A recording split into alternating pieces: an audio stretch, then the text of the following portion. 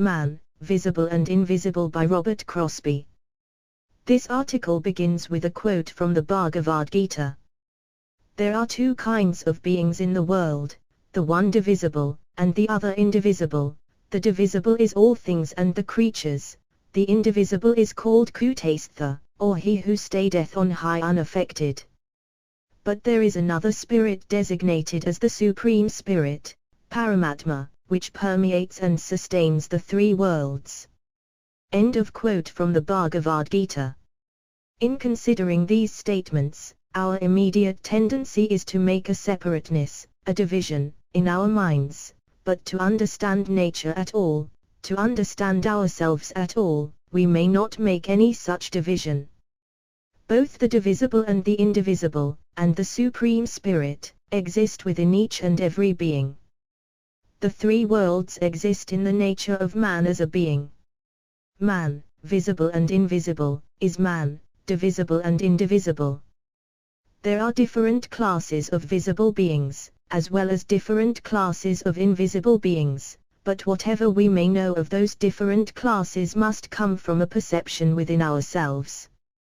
For that perception, however high, there is no stoppage anywhere, it may reach to the utmost confines of space. The power in each one is the Supreme Spirit. When we look at a human being with our physical eyes, we are able to see only the form. When we listen to the speech of a human being, we are able to understand only the sounds that we hear, or the ideas that the words convey. We cannot tell just what a human being is, just what his possibilities are, or what knowledge is his, either by looking at him or by hearing him speak. We may know this or that presentment, or the various circumstances under which we came in contact. We may gain ideas from those contacts, but to know one through and through, root and branch, is not given to any mere physical thinker. So there is in the human being that which is invisible, that power of perception and expression of which we sense only a part. That invisible part of man has never been fathomed, though it exists in all of us, and from it all that is visible has sprung. Spirit is invisible, yet can we think of a place where spirit is not? Spirit is everywhere, in everything, the cause, the sustainer, of all that was, is, or ever shall be. Spirit is not outside of us, the same spirit is in all. Whatever differences we may be able to perceive in any other are not differences of spirit, but differences in range of perception. All our powers rest upon that one spiritual nature. The limitations placed upon the power to express are not made by any external force whatever, but made by ourselves, by the ideas that we hold. Our range of perception is governed by the ideas we hold in regard to ourselves, our nature, and the life about us. These ideas that control our physical lives and our minds are, in fact, the limitations in ourselves, yet, however varied, however high, however low they may be, their very permanency rests on the spirit itself, and every one of them springs from perceptions of spirit. Truth and error both spring from perceptions of spirit, and by the very power of spirit are sustained. Ideas rule actions, and, as ideas have, like actions, their cycle of return, so we create a vicious cycle in which we become involved, from the one single fact that we constantly identify ourselves with this, that, or the other condition. But this very power of self-identification is from spirit. Visible man, his body, his physical instrument, alone is a growth from below upwards. The physical body is merely the shell of the man, made of matter of the earth, from the three lower kingdoms, mineral, vegetable, and animal, and is being constantly renewed from day to day, constantly worn out from day to day. Man, himself, is that invisible power and entity which inhabits the body, which is the cause of its present construction and development from lower forms of consciousness. Man, himself, is above all physicality. From the physical point of view, man, himself, is absolutely invisible. He is that which acts. No form may restrain him, No form can in any real sense contain him. Any form may be the focus from which he may and can act. The real teaching is that the man himself, as spiritual being, descends from the plane of spirituality, or spiritual self-consciousness, step by step, through all the stages of condensation of matter, that he meets the uprising tide of form from the lower kingdoms, and when the most perfect form of all has been brought to its highest stage of development, he enters it. Not until the invisible man enters the physical instrument, could there be humanity at all. So we, as human beings, are the product of the higher divine spirit, of all the knowledge of a past immensity of time, and also, of all that lies in the lower kingdoms, which constitutes our lower nature. Man's higher nature is not divisible. It is constant, eternal and true. The lower nature is impermanent and changing, but the invisible man within is the one who makes the changes, who forces on the changes, and who gathers experience and knowledge through them. There is no static condition for any instrument whatever in all the kingdoms, in all the worlds and in all systems. Never ceasing motion, the power to move on, in greater and greater ranges of perception, is the birthright of every human being. We are like the one who went out from his father's house and dwelt among the swine and fed upon husks.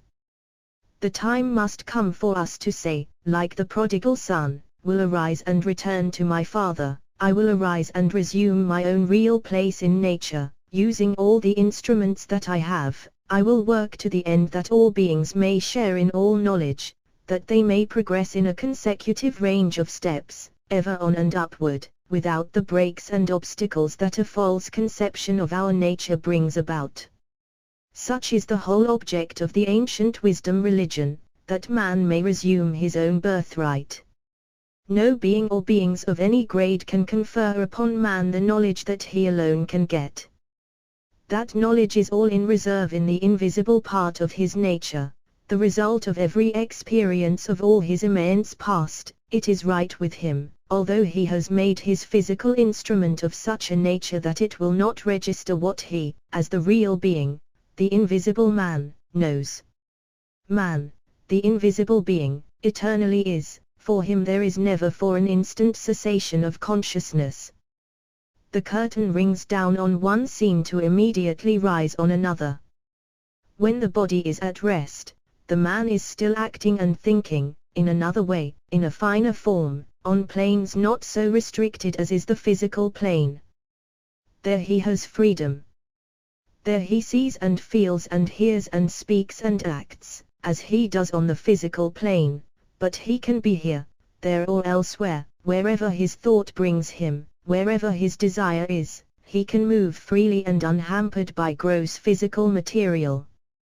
The power of perception of all kinds of substance, and of all kinds of beings is the power of every one of us, but that power to see lies behind the physical eye. It belongs to the eye within, the eye of the soul.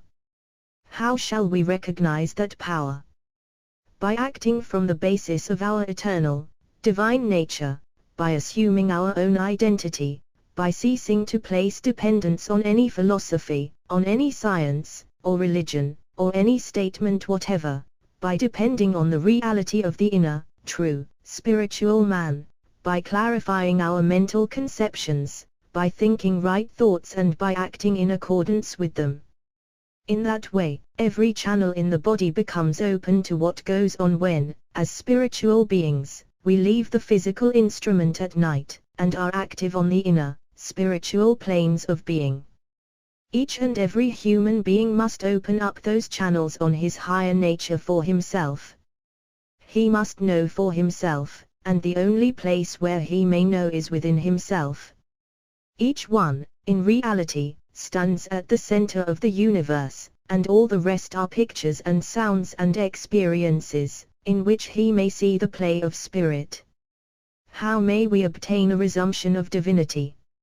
It cannot be obtained by much speaking, nor by argument. It can be obtained only by taking the position. Always we act in accordance with the position assumed. So let us take the highest position, the position that is shown by everything in nature. The highest of the high is ours. We must assume that high position. We must affirm it. How else can we gain a knowledge of immortality than by taking the position of immortality? We assume and act in accord with the position of wickedness very easily. If we take the high position, we not only act in accordance with the greatness of the position taken, but we come to a realization of it within ourselves, where is all perception of it, all fulfillment of it. What knowledge could we have of immortality from the point of view of mortality?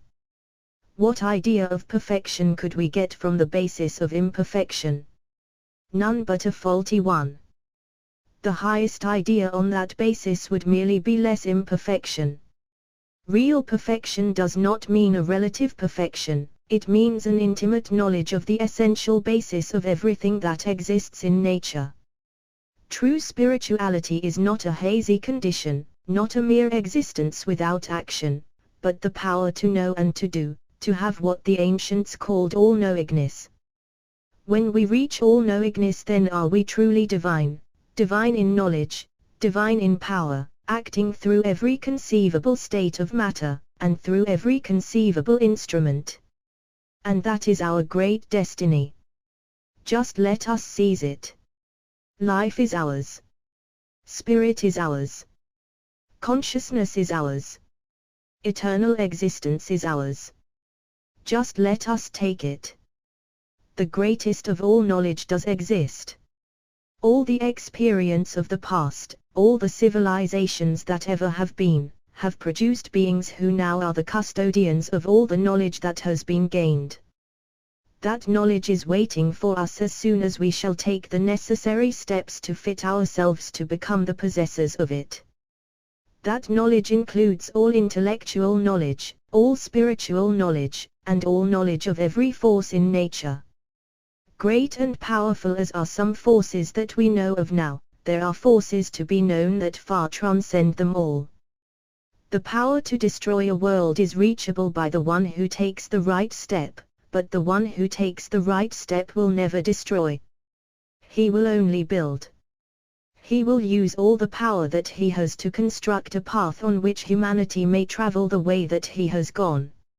If, then, we all think of ourselves as eternal invisible beings, acting through visible impermanent instruments, we shall get a better and truer conception of life, and if we will try to reach inward to the innermost part of our heart of hearts, we shall find a greater vision ours, a power to perceive in wider ranges, to greater depth, with more effect than can ever be gained by our physical organs of sight. As one of our great teachers said, all nature is before you, take what you can. It is for each one to listen, to learn, to apply.